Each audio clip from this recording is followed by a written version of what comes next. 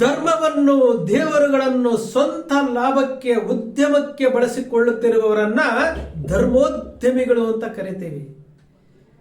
ಬಸವರಾಜ ಬೊಮ್ಮಾಯಿಯವರು 3 ತಿಂಗಳು ಮಾತ್ರ ಮುಖ್ಯಮಂತ್ರಿ ಆಗಿರ್ತಾರೆ. ಅದಾದ ನಂತರ ಗಡ್ಡಧಾರಿಯೊಬ್ಬರು ಈ ರಾಜ್ಯದ ಮುಖ್ಯಮಂತ್ರಿ ಆಗ್ತಾರೆ. ಭಾರತೀಯ ಜನತಾ ಪಕ್ಷದಲ್ಲಿ 3 ಜನ ಮುಖ್ಯಮಂತ್ರಿಗಳಾಗ್ತಾರೆ ಅಂತ ಹೇಳಿದಂತಹ ಉತ್ತರ ಕರ್ನಾಟಕ ಭಾಗದ ಶ್ರೀ ಕ್ಷೇತ್ರ ಮೈಲಾರದ ಸ್ವಯಂ ಘೋಷಿತ ಧರ್ಮದರ್ಶಿ ಆಗಿರುವಂತಹ ವೆಂಕಪ್ಪಯ್ಯ ಒಡೆಯರವರನ್ನ ಆವತ್ತೇ ಆ ವ್ಯಕ್ತಿ ಸಿದ್ಧಿ ಪುರುಷನೂ ಅಲ್ಲ, ದೈವ ಪುರುಷನೂ ಅಲ್ಲ, ಕಾರ್ಣಿಕಕ್ಕೂ ಅವರಿಗೆ ಸಂಬಂಧ ಇಲ್ಲ. ಅಂತಹ ವ್ಯಕ್ತಿ ಆ ಮುಜರಾಯಿ ಇಲಾಖೆಗೆ ಸೇರಿದಂತಹ ದೇವಸ್ಥಾನವನ್ನು ಸ್ವಯಂ ಘೋಷಿತ ಧರ್ಮದರ್ಶಿಯಾಗಿ ಯಾವತ್ತು ಒಬ್ಬ ಮುಖ್ಯಮಂತ್ರಿಯ ವಿಚಾರದಲ್ಲಿ ರಾಜಕೀಯ ತಂದರೋ ಆವತ್ತೇ ಜಿಲ್ಲಾಡಳಿತ, ಮುಜರಾಯಿ ಇಲಾಖೆ, ಸರ್ಕಾರ ಆ ವ್ಯಕ್ತಿಯನ್ನು ಅಲ್ಲಿಂದ ಹೊರಗಡೆ ಕಳಿಸ್ಬೇಕಾಗಿತ್ತು. 7 ವರ್ಷ ಹೇಳಿದಾಗ ಚೆನ್ನಾಗೈತಿ ಅಂತ ಹೇಳಿ ಈಗ ಸುಳ್ಳು ಅಂತ ಹೇಳ್ತಾರಲ್ರಿ ಅವರು. ಅಪರಾಧ ಯಾಕೆ ಮಾಡತ್ತಾರೆ ನಿಮ್ಮ ಮೇಲೆ? ನಮ್ಮ ಮೇಲೆ ನಮ್ಮ ತಮ್ಮ ರಾಜಿ ಆದರೆ ಕೋರ್ಟ್ನಿಂದ ಇದಾಗಿತ್ತು. ಕೋರ್ಟ್ಗೆ ಹಾಕಿದ್ರು. ಕೋರ್ಟ್ಗೆ ಹಾಕಿಸಿದ್ದ ವೆಂಕಪ್ಪಯ್ಯ ನಮ್ಮ ತಮ್ಮನಿಂದ ನನ್ನ ಮೇಲೆ. ಈಗ ನಮ್ಮ ತಮ್ಮ ಏನು ಮಾಡಿದ, ನಮ್ಮ ಅಂತ ರಾಜಿ ಆದ. ನೀವು ಓದ್ಗೆ ಹೋಗೋಣಪ್ಪ, ಹಿಂಗೆ ಮಾಡ್ಕೊಂತ ಹೋದ್ರೆ ಹೆಂಗೆ ಅಂತಂದು ಇದನ್ನು ಮಾಡ್ಲಾರ್ದ ಅವನು ಇದನ್ನೆಲ್ಲ ಇದು ಮಾಡ್ಕೊಂತ ಹೋಗ್ತಾನೆ, ಸೃಷ್ಟಿ ಮಾಡ್ತಾನೆ ರೀ. ನಿಮ್ಮನ್ನು ತೆಗಿಬೇಕು ಅನ್ನೋದು ಅವ್ರದ್ದು. ತೆಗಿಬೇಕಂತ ಅಂತಾನೆ ರೀ ಅವನ್ನ ತೆಗಿಬೇಕು ರೀ ಮುಂಚೆ. ಅವ್ರನ್ನಾಗ ತೆಗಿಬೇಕು. ಅವನು ಸರಿ ಇದನ್ನ ನಡ್ಸಂಗಿಲ್ಲ ರೀ ಕುದುರೆ ಎತ್ಕೊಂಬರೋದು, ಕುಣಿಸೋದು, ಭಕ್ತರಲ್ಲಿ ಏನರ ಒಂದು ಇದನ್ನ ಮಾಡ್ಕೊಳೋದು. ನಾನೇ ಕಾಣಿಕೆ ಗೊರಪ್ಪ, ನಾ ಹೇಳಿದಾಗ ಆಗತ್ತಿ, ನಾ ಕೇಳಿದಾಗ ಆಗತ್ತಿ, ಮೈಲಾರಲಿಂಗಪ್ಪ ನಾ ಹೇಳ್ದಂಗೆ ಕೇಳ್ತಾನ ಅಂತಾರೆ. ಡಿ ಸಿ ಕಂಪ್ಲೀಟ್ ಮಾಡ್ತೇವೆ ನಾವು. ಭಕ್ತರದ ಇದನ್ನ ಹೇಳಿಸ್ತೇವೆ ನಾವು. ಗಡ್ಡ ಸಿ ಎಂ ಆಗ್ತಾರಂತ ಹೇಳಿದ್ರು. ಗಡ್ಡ ಸಿ ಎಂ ಹಾಕನ 6 ತಿಂಗಳು ಹಾಕನ ಮುಂದೆ ಗಡ್ಡದಾರ ಬರ್ತಾರ ಅಂತ ಹೇಳಿದ್ರಿ. 2025 21ರಾಗ ನಾವು ಅವರ ಆಗೋದು ಅಂತ ನಾವು ಹೇಳಿದ್ದೀವಿ. ಬೊಮ್ಮಾಯಿಯರ ಆಗೋದು ಅಂತ ಹೇಳಿದ್ದೀವಿ. ಮುಂದರಿದ ಹೊರ ಅಂತಂದು ಹೇಳಿದ್ವಿ. ಇವನು 6 ತಿಂಗಳು ಅಂತ ನಮಗೆ ಹೇಳಿದ್ರೆ 6 ತಿಂಗಳು ಚೇಂಜ್ ಹಾಕನ ಮತ್ತೆ ಗಡ್ಡದಾರ ಬರ್ತಾರ ಅಂತಂದು. ಚೇಂಜ್ ಆಗಿಲ್ಲ ರೀ. ಇವರು ಬೊಮ್ಮಾಯಿಯರ ಮಾಡಿದ್ರಿ ಕಂಟಿನ್ಯೂ ಆಗಿ. ತಪ್ಪು ಹೇಳ್ಕೊಂತ ಹೋಗ್ಕನ್ರಿ ಅಮ್ಮ, ತಲೆ ಸರಿ ಇಲ್ಲ. ಯಾಕೆ ಬರ್ತಾರೆ?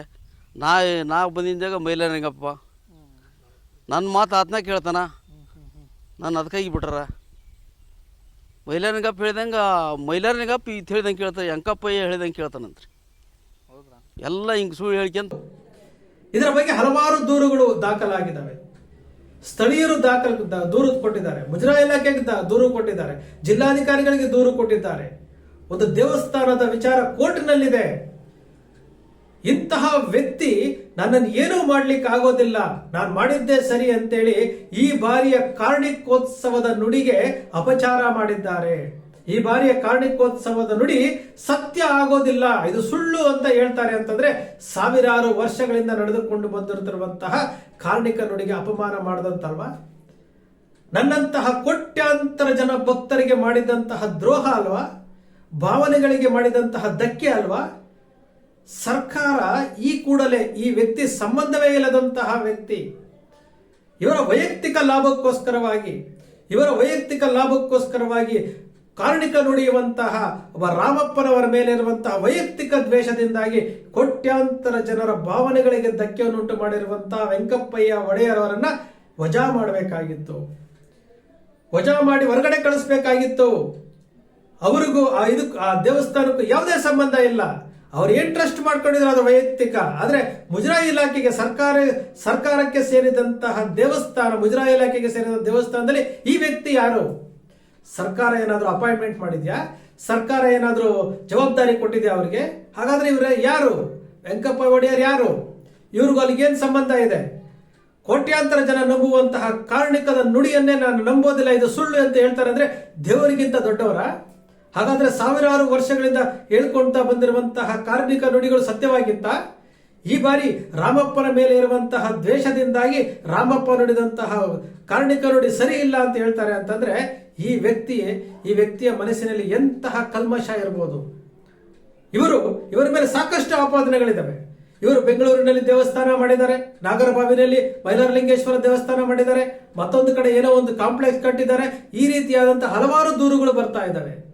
ಇಲ್ಲಿ ಆ ವೈಯಕ್ತಿಕವಾಗಿ ಬಂದಂತಹ ದೂರುಗಳನ್ನು ಒಂದು ಕಡೆ ಇಡೋದಾದ್ರೆ, ಈ ಕೋಟ್ಯಾಂತರ ಭಕ್ತರ ಮೇಲೆ ಏನು ಭಾವನೆಗಳಿಗೆ ಧಕ್ಕೆಯನ್ನು ಉಂಟು ಮಾಡಿದಂತಹ ವೆಂಕಪ್ಪಯ್ಯ ಒಡೆಯರ್ನ ಜಿಲ್ಲಾಡಳಿತ, ಮುಜರಾಯಿ ಇಲಾಖೆ, ಸರ್ಕಾರ, ರಾಜ್ಯ ಸರ್ಕಾರ ಯಾವತ್ತು ಒಬ್ಬ ರಾಜಕೀಯ ತಗೊಂಡ್ಬಂದು ದೇವರನ್ನ ಅಲ್ಲಿಗೆ ಲಿಂಕ್ ಮಾಡಿದ್ರು, ಉದ್ಯಮವಾಗಿ ಪರಿವರ್ತನೆ ಮಾಡಿದ್ರು, ಸಂಬಂಧವೇ ಇಲ್ಲದಂತಹ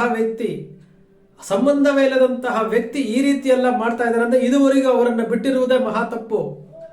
ಸರ್ಕಾರ ಈ ಕೂಡಲೇ, ಜಿಲ್ಲಾಡಳಿತ, ಏನು ವಿಜಯನಗರದ ಜಿಲ್ಲಾಧಿಕಾರಿಗಳು ಈ ಕೂಡಲೇ ಇವರ ಬಗ್ಗೆ, ಇವರು ಮಾಡಿದಂತಹ ತಪ್ಪುಗಳ ಬಗ್ಗೆ ಈಗಾಗಲೇ ದೂರು ದಾಖಲಾಗಿದೆ.